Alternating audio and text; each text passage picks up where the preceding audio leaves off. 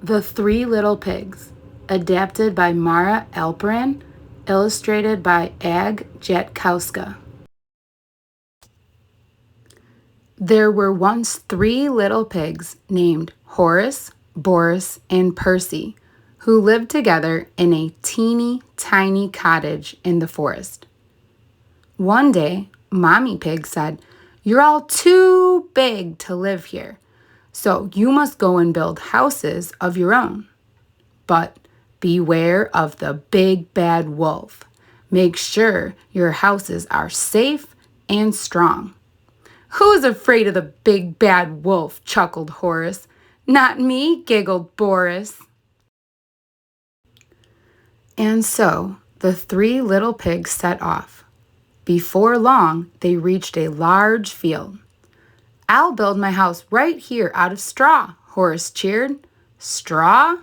Are you sure?" asked Percy. "Oh, yes," Horace said. "Then it's playtime for me." And with a pat, pat, pat and a hip, hip, hey, Horace built a house of straw.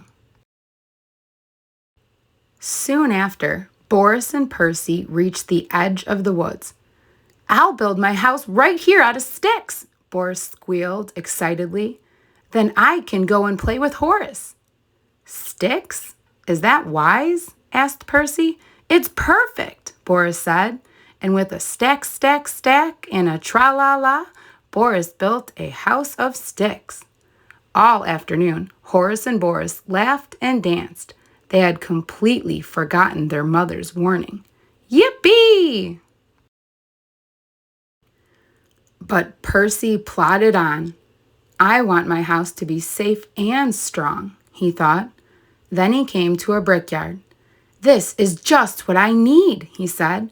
So, day after day, Percy worked with a rumbly bump and a tip, tip, tap, and a heave, heave, ho,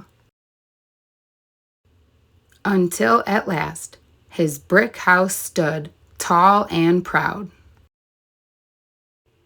The summer passed. Then one day, Horace was taking a bubble bath in his little straw house when he heard something growling. He peeked out the window and saw 2 big, beady eyes. "By my snout," cried Horace, "it's the big bad wolf." Little pig, let me in," bellowed the wolf. "Not by the hairs on my chinny chin chin," yelled Horace. "Then I'll huff and I'll puff and I'll blow your house down," cried the wolf. And he huffed and he puffed and whoosh! Horace's house blew down, down, down. Horace yelped and scurried all the way to Boris's house of sticks.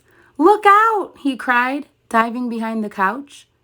There, in the window, were big, beady eyes and sharp, pointy claws. "It's the big bad wolf," Boris chattered.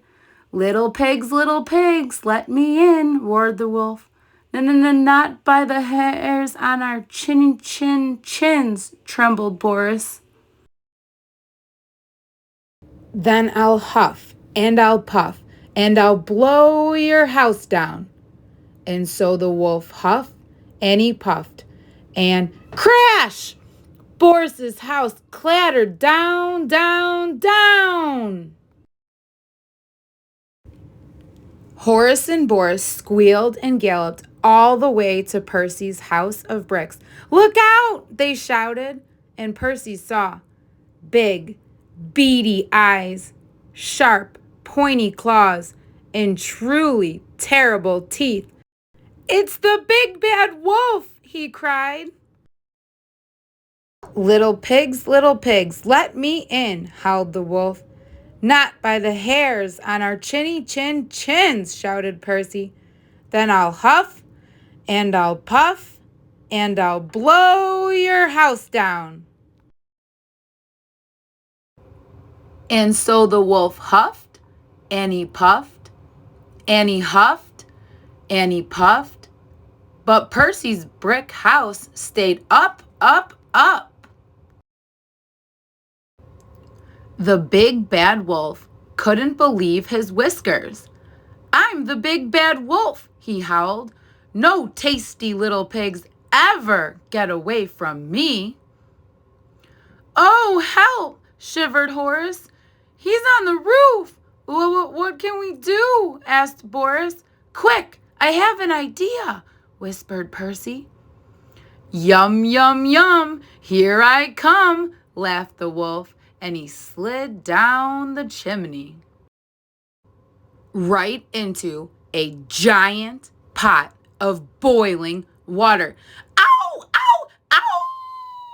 screamed the wolf, burning his bottom.